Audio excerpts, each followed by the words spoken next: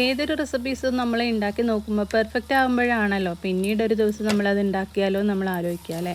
അപ്പോൾ പിന്നെ നമ്മളത് തന്നെ ഉണ്ടാക്കാനായിട്ട് ശ്രമിക്കൂലേ.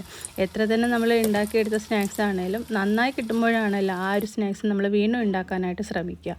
ഇതിപ്പോൾ മാവൊന്നും റെസ്റ്റ് ചെയ്യാനൊന്നും വെക്കുന്നില്ല, ഈസ്റ്റൊന്നും ചേർക്കാണ്ട് നമ്മൾ സാധാരണ സിമ്പിളായിട്ട് ഉണ്ടാക്കുന്ന ആ രീതിയാണ് കേട്ടോ. 2 കപ്പ് മൈദ, 2 ടേബിൾ സ്പൂൺ പഞ്ചസാര, ഒരു പിഞ്ച് ഫുഡ് കളറും കൂടി ഇട്ട് കൊടുത്തിട്ടുണ്ട്. എന്നിട്ട് വെള്ളം ഒഴിച്ചിട്ട് ലൂസാക്കാണ്ട് കുറച്ച് കട്ടിയിലാണ് കേട്ടോ ഞാനിവിടെ പഴംപൊരിക്ക് മാവ് റെഡിയാക്കി എടുക്കാറുള്ളത്.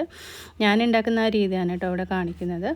എന്നിട്ട് കുറച്ച് വെള്ളം ഒഴിച്ചിട്ട് നമ്മൾ ഒറ്റയടിക്ക് വെള്ളം കണ്ട് ഒന്നാണ്ട് ഒഴിക്കാണ്ട് കുറേശ്ശെ ഒഴിച്ചിട്ട് മാവ് നന്നായിട്ടൊന്ന് ഈ ഒരു പാകത്തിന് ഇതാക്കി എടുത്തിട്ടുണ്ട്. ഞാനൊരു വിസ്ക് വെച്ചിട്ടാണ് നന്നായിട്ടൊന്ന് അടിച്ചെടുത്തിട്ടുള്ളത് കേട്ടോ. എന്നിട്ടൊരു പിഞ്ച് അപ്പക്കാരം കൂടി ഇട്ട് കൊടുത്തിട്ട് ഒന്നും കൂടി ഒന്നാണ്ട് അടിച്ചു കൊടുക്കുന്നുണ്ട്. എന്നിട്ട് നമുക്ക് പഴംപൊരിക്ക് ആവശ്യമായിട്ടുള്ള പഴം ഇതുപോലെ സ്ലൈസ് ആക്കിയിട്ടൊന്ന് കട്ട് ചെയ്ത് എടുക്കുന്നുണ്ട് കേട്ടോ. മാവ് റെസ്റ്റ് ചെയ്യാനൊന്നും വെക്കണ്ട, അപ്പം തന്നെ നമ്മൾ ഉണ്ടാക്കി എടുക്കുകയാണ് കേട്ടോ.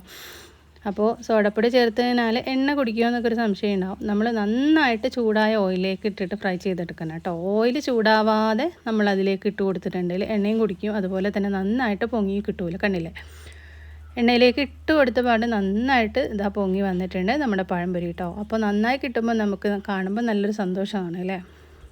എന്നിട്ട് ഇതാ തിരിച്ചിട്ട് കൊടുത്തിട്ടുണ്ട്. എന്നിട്ട് നന്നായിട്ട് ക്രിസ്പിയായിട്ട് വരുന്ന സമയത്ത് എണ്ണയിൽ നിന്ന് കോരി മാറ്റാം. ഈ കമ്പും ചുള്ളിയൊക്കെ ഉള്ള ഈ ഒരു പഴംപൊരി നല്ല ടേസ്റ്റാണില്ല, അത് കറുമുറാന്ന് വെച്ച് കഴിക്കാനായിട്ട്. അപ്പോൾ ബാക്കിയുള്ളതും കൂടി ഇവിടെ ഇതാ ചുട്ടെടുത്തിട്ടുണ്ട്.